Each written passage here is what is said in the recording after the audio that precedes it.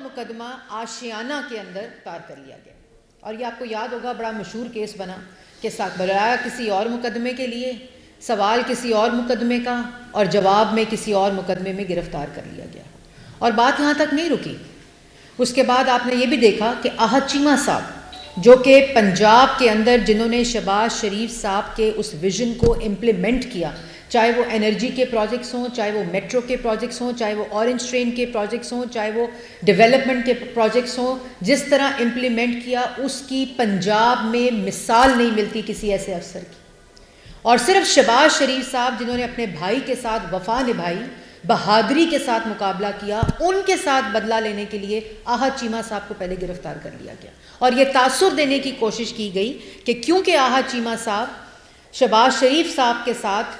کام کرتے تھے، ان کے ویژن کو امپلیمنٹ کرتے تھے، پنجاب کے عوام کو جو ریلیف دینے کا، ڈیولپمنٹ دینے کا، ترقی دینے کے منصوبے تھے ان کو مکمل کرتے تھے، ان کو گرفتار کر لیا گیا ہے کرپشن کے کیس میں، صرف پرسیپشن بنانے کے لیے۔ کل ان کو بھی اللہ تعالیٰ نے سرخرو کیا، شہباز شریف صاحب کو بھی اللہ تعالیٰ نے بری کر کے سرخرو کیا، اور عدالتی فیصلے سے۔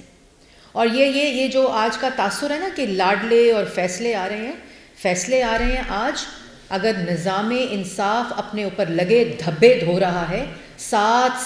سال کی پیشیاں، 4 سال 2 سال کی قیدیں، سزائے موت کی چکیاں، کال کوٹریاں، یہ سب بھگت کر، پیشیاں بھگت کر، جھوٹے مقدمات میں اپنے الزامات کا جواب دے کر، احتساب کی چکی سے گزر کر اگر آج سرخرو ہو رہے ہیں تو یہ لاڈلا پن ہے،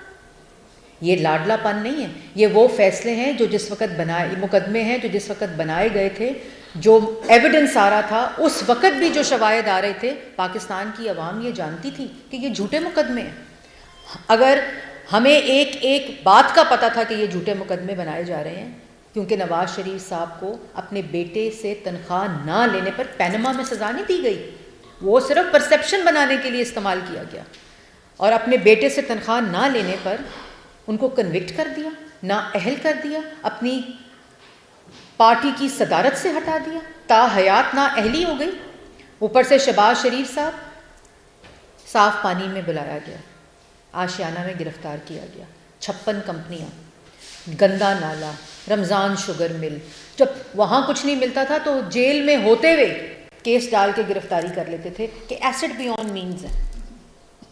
منی لانڈرنگ ہو گئی ہے، ایسڈ، اور اربوں کا سرکاری خزانے کو نقصان پہنچا دیا، پروجیکٹس کے جو ٹھیکے ہیں ان کو منسوخ کر کے۔ اور جب کہیں کچھ نہیں ملا، جھوٹے گواہان کی فہرست لگا کر انہوں نے عدالتوں میں کہا کہ ہمیں ڈی جی نیب لاہور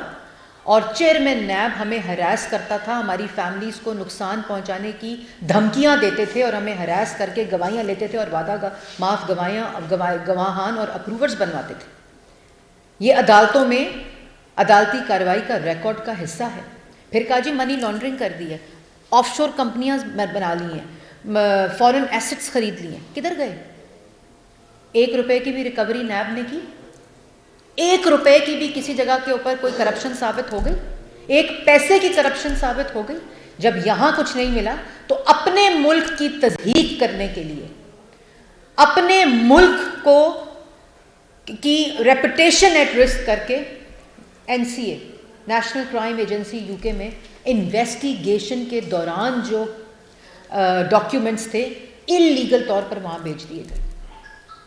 جب وہاں کی عدالت NCA سے چپیڑ پڑی منہ کے اوپر،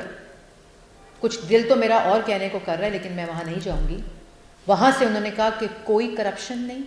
کوئی منی لانڈرنگ نہیں، کسی قسم کا کوئی ایسا شائبہ اور ایویڈنس نہیں، جو انہوں نے خود کاغذات بھیجے تھے کہ کسی طرح سے بھی منی لانڈرنگ ثابت ہو سکے۔